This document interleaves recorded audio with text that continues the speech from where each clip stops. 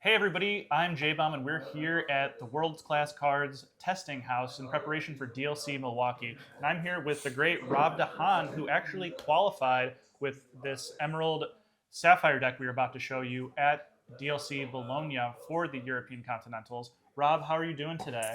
Hi Ron, a little tired. The jet lag into the Enchanted Dinner, which was amazing by the way, Oh yeah. is hitting me a little bit. But after that, I'm pretty good. Excited to be here. Lots of fun hanging out at the World Class Cards testing house with all you guys. And I'm basically just excited. Yeah, and without further ado, let's get into your famous Emerald Sapphire deck that you've had insane results on, I might add, with, I believe, third place in a CCQ, top 32 at Bologna, and you're likely bringing it here from Milwaukee to potentially be the first person to qualify for both Continentals. Yeah, We'll see. and don't forget the second place at the set championship for Oh. content creators, where I lost to LD. Yeah. Turska. Emerald Steel got him. Yeah, it got me good. Yeah, thanks. All right, so if you want to just kind of start walking through and fan out the deck, we'll talk about it and starting from the one drops on and explain your deck choices and maybe some choices that you didn't make in the deck as well. Sure, sounds good. Okay, so let's start it off with Clarabelle, the MVP of the deck. Well, maybe not this one, but the shift target is much better. This one is just meant to shift onto early and to incidentally take out a Emerald Comic Con. And I will say, of the one drops, this is the one drop that is most likely to soak removal. Yes, I imagine that if my opponent's going to have any kind of removal in the form of fire the cannons or anything else, it's going to take out the Clarabelle. But that doesn't mean other one drops are not good. Here's my homeboy Bobby. It is very useful to filter out some of the uninkable cards, and shifting and singing with a one drop on the table is very good, because that means that sometimes you can shift onto the one drop Clarabelle, which is then going to cost 7. Add a one drop, that's the magic number 8 that you need for Singing Under the Sea. This deck is also playing a few copies of Baymax, which just becomes exponentially better the more 1 and 2 drops you play. Oh yeah, and because the Baymax is uninkable, sometimes later in the game you can use that Bobby to discard those unneeded Baymaxes, which allows you to boost your uninkable count. Yeah, for sure. Well, without too much further ado, the blue cards, they're going to ramp you up. That's what they're good at. That's what we're going to do. Sail is very basic. Doesn't do much else. Tipo, incidentally, is also very good target for Baymax. It's very good against aggro. But it also opens up like one of the nuttier shift lines, which ends up in Under the Sea. If you open on a 1-drop, then into a Tipo, then on turn 3 you can actually shift the Baymax onto a 1-drop, which is 6. I have a 2-drop in play. That's exactly the 8 you need to sing Under the Sea. Yeah, and that is Amber Steel's nightmare scenario. Yeah, that's a disaster for him. Well, next up is another blue card, Vision for the Future. Of course, he's very good at actually finding like the Shift Clarabella or one of the board sweepers. And it's also inkable, just a very good card in general. Oh yeah, one of my favorites for sure. Nothing too that was spicy one there. card, when it first came out, I was like, it's okay. And then you play it and you're like, oh, this just finds me what I need every time. And since I'm Sapphire, I've got the extra ink to fit it in when I need to. And it is one of the best top decks late as well. Yeah, Love top decking that coming from Magic, I've dubbed this Demonic Tutor, yeah. basically. So we spoke about Clarabella. Here's another one. Still not the best one, but still a good one. It's good to shift onto. In a lot of matchups, you'll get to draw a card with it. One of my very popular plays is to go ramp on turn 2, then sail on turn 3 into a big Clarabella, ending you on 5 ink, a body, and probably a card after all that ramping. Not too exciting of a card, but it does its thing. One of the MVPs that people underestimate, Donald Duck, on 4, so you can basically play on turn 3 all the games. It's a 2/5, which is pretty hard to kill. Strength of Raging Fire is one of the most common removal spells against us, and to get that to do 5 damage the turn that we play this is very difficult. Each player drawing a card seems very symmetrical, but it is not. Yeah. It is not. And that's always kind of the trend with Emerald is it has a lot of cards that are okay, but the synergy in Emerald is much different than other decks, and so it requires a lot of these combo pieces. And so you drawing more cards than your opponent is far more impactful because you get those combos online. I completely agree. A card that's sometimes really good, sometimes really bad. Yeah. You're welcome. Going into your not draw can usually be like play Clarabelle on turn 1, ramp on turn 2, play something good on turn 3, hopefully a Donald Duck, and then turn 4 you shift the big Clarabella on the small one, Singer You're Welcome, basically just blowing your opponent out of the water. Their 3 or 4 drops just gonna get shuffled back into their deck, and they draw 2 cards, which seems really good for them, but you also draw 2 cards at that point, and as I said, drawing cards is not very symmetrical in this deck. Yeah, and will also say I think this is one of the most correctly named cards because you give your opponent a couple cards and you get to say you're welcome. Yeah, for sure. That's basically what you do when you play Yeah. this card. One of the actual really good cards that not everyone is playing right now is Donald Duck, the focused flatfoot, I call Yes. it. It ramps you. It seems very innocuous, but turn where you have 5 ink is usually pretty dead. There's not too much you can do, and this will get you right to 7 ink, where the fun starts. It is a very good body as well. 3/4 is good. It's quests. It's just everything you want in this slot. Yeah, and this is actually one of the scariest cards, I believe, from the Amber Steel side, because Amber Steel's entire goal is to take out your 1 and 2 drops, so you just have to ink pass, and having the Donald and having actually both Donald Ducks makes it so you have something to play on these turns that you'd normally ink pass, and so Amber Steel can't just quest out to victory after that. And so it's unlikely that they have like cannon, and a strength, but they likely have a cannon and a strength, but not enough to kill 3 things. And so having one of these Donalds can typically save an entire game from disaster for you. Yeah, one of the ways this game plan for me gets ruined the most is just have your early game completely ruined by fire the cannons or other kinds of small removal spells, and then when you can fill up the mid game with actually impactful cards like this that benefit the rest of your game plan are very good. Oh yeah. Speaking of cards that wreck Amber Steel, here's my boy John Silver. Yeah, he just does what he does. When it's time for me to spam John Silver's, the Amber Steel player is gonna have a bad time. They're generally gonna be at like, 12 to 14 lore. Yeah. Let's be generous here. If you're gonna have to commit so many bodies to actually try to quest against John Silver, which plays right into the big sweepers of this deck. Yeah, and I think this is one of the cards with an intriguing history because it was played a tiny bit in set 1 and 2, a little, but then in post rotation, it actually became one of like the most important cards just because of cards like Be Prepared and other reactive cards not existing. This becomes actually like a key piece of removal and defense for lore pressure for your opponent to not get to 20. And so it's really interesting that this card went from kind of being a couple bucks and not played to being such a crucial tool in a competitive deck. For sure. Next up, my friend Baymax. It's one of the best ways to handle aggro just by the body itself. Turning one of your bobbies or typos into a 5/5 is pretty big, especially on turn 3. It's also the one which I mentioned earlier that opens up a lot of sing-in lines. It just can come out of nowhere. Yeah, and I will say you are on 3, which is more than most. So what is your reasoning that you're on 3? I think it's just so good against all the aggro matchups. Yeah. Opening up the line, which I'm quite consistent in, as far as you can be consistent in this one. Just going like Bobby into Tipo, shift the Baymax under the sea. I know it's still a very difficult play to pull off, but if you get it, it just wins you the game. Mm-hmm. I think in Bologna in my round 8s, I was on the draw. I was not sure what my opponent was playing, but I've got a hunch that he was playing like an aggressive strategy, just by what he was telling me about his previous matchups in the last rounds. And I opened a hand of 7 cards, which just had a turn 3 under the sea with my Baymax. Worked out, he conceded on turn 4. And that's just how good the card sometimes is.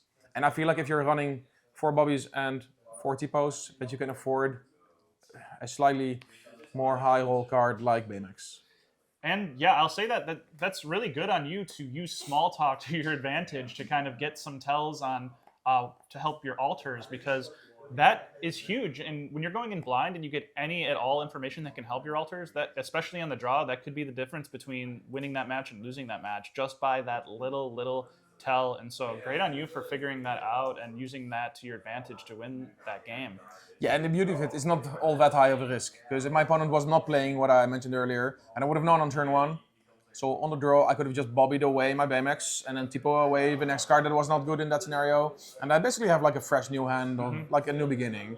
So one more card that's not that impactful for the most of the games, more of a combo piece really. Heads Held High. Well, everyone knows what it does. It'll shrink your creatures down to a size, your opponent's creatures, where you can under the sea them. It's really good. And sometimes a very underestimated play is to just target all the illusion characters. And I will say, my favorite play I have ever seen with heads held high was you're using the damage removal to stop a go-go lethal that a person had brought back with Lady the turn prior. It's one of those that you always have to consider these weird lines because it's not what the card's intended for, but it became an out to win in the game because you know they have go-go. And then, so basically what I'm saying is make sure you know the full effects of all these cards. Another one, for example, is the Baymax can heal on the shift, and that rarely comes up, but every once in a while it's very useful. And so these other like small effects on these cards have uses, and you got to keep them in your back pocket and just always be aware of them. Oh, for sure. I have on occasion actually downsized my big Clarabella by shifting a Baymax onto it, whereas it had 5 damage on it, which would have been a big problem if they had a go-go. Speaking of big Clarabella, here we go. The MVP of the deck, the singer, the card draw engine, that's everything you want for the deck. Clarabella, lights on her hooves. Yeah. That's all the introduction she needs, I guess. Yeah. Then we're going to go to Hades. Uninkable, so there is a very high cost to playing it. But the card in itself is so powerful that it's always worth playing, I would say. There's a lot of matchups where you just want to go like a big control rampy deck, where you just want to play to the board. Hades is perfect for those game plans. Yeah, and I gotta say, you're one of the few people that don't play 4 that I've noticed, and I assume that is because of how many Baymaxes you're playing. But is there any times you wish you'd have that 4th, or obviously it's working well for you, but... This could have definitely happened, for sure. Yeah. It's still one of my considerations. That's something you can definitely do, if that's something you would want.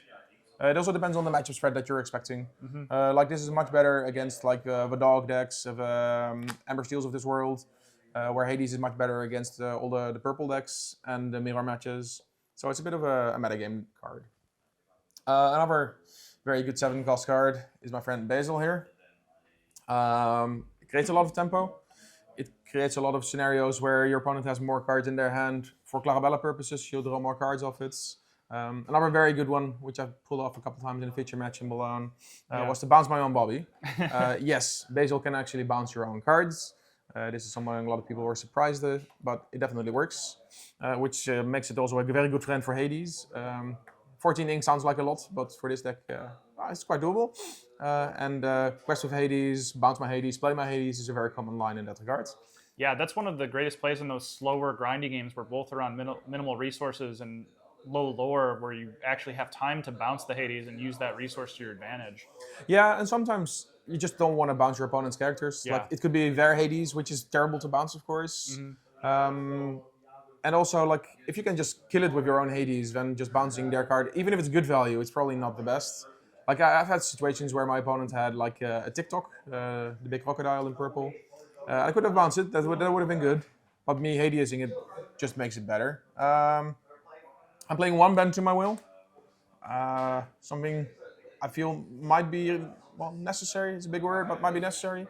Sometimes it's really good, sometimes really bad. Oh, yeah. And it's one of those that, like, if you can get it off on Blurple and stuff, it just seals the game. And it's just such a high opportunity card where doing nothing or winning the game, it's basically all it does. Yes. Yeah, there's no in between. Although it has been a very expensive discard 1 card in many spells. That brings us to the last card of the deck, potentially the most important one, Under the Sea. Yeah, you know what the card does. It's great. I like singing the song while I do it, just to rub it in a little bit more. Yeah, this is what the deck does. This is how it beats the aggro decks, and setting up the combo with heads held high is how you beat the mid-range decks. And it's just great. It makes drawing cards feel like it's even for both parties. But if I'm giving you characters, you're playing to the board, and I just wipe your board, it's not really fair. It is a very good way to ramp your 1-cost characters into an ink. It's also good to play to the board. I found that a lot of players will just try to interrupt your shift lines and try to keep you from making your big plays. You can counter this easily by just making characters 3 or 4 or 5 costs and just play to the board and just play to the late game. You can also cast your spells in the late game, so you don't need to sing them or need to cast them through shifting. So that's an innocuous play, but it could be very good. Another card that I've tried is Mother Knows Best. It is similar in its regard to You're Welcome. as soon as you shift a big Clarabella and then return a carry to the owner's hand, it allows you to draw an extra card and create some tempo. It's uninkable, so I doubt I'll be playing this one, but it's a very good card to at least consider. I know a lot of people have been playing or considering Kida. It's a very good card, but it's a very big metagame call, I would say. The fact that it's inkable does help in that regard, because you can just ink it if it's not good. But if this card sticks on the board for more than one turn, it could potentially just win you the game by itself. Yeah. So a matchup where that could happen is, for instance, the mirror match. It's very good in the mirror match, but I do not feel like it's necessary to tech for the mirror match, because it's going to be a little bit more rare, I would say. Agreed. A lot of people have been playing Scrooge McDuck. I think there's been a list out there with like 68 cards and 4 of everything, with like 24 uninkables. Yes, the Philly Luna list. Uninkability being the main reason why I would not want to play this. Otherwise, a 4 ink 5/5 would be good, but there's already so many uninkables in the deck that I don't think I can do it. Stops Chaos in its tracks.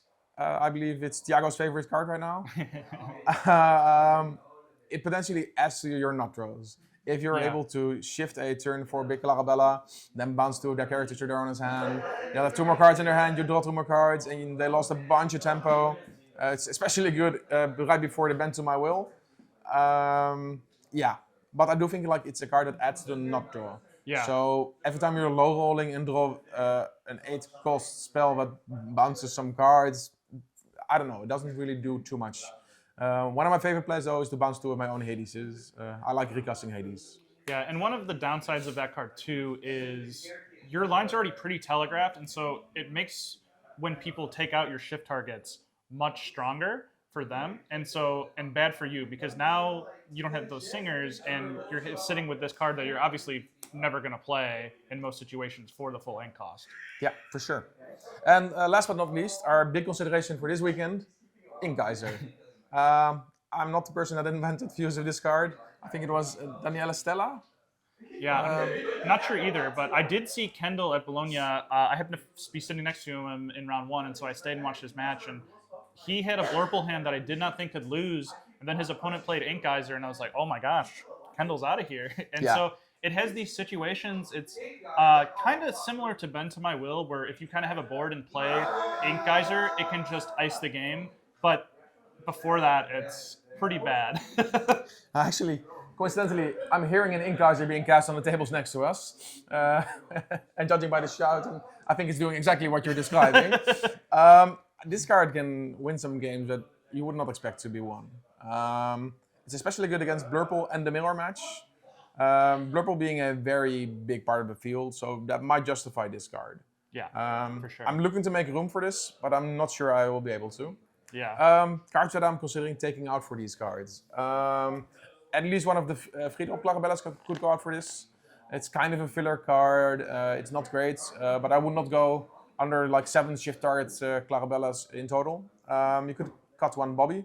I don't like doing it, but I guess it's one of the easier ways to cut. Depending on what you want to add more, you could consider like one of the 4-drop Donalds or potentially a John Silver. There's not that much Ember Steel going on right now, so I'd be somewhat comfortable going to 3 John Silvers, but not lower than that for sure.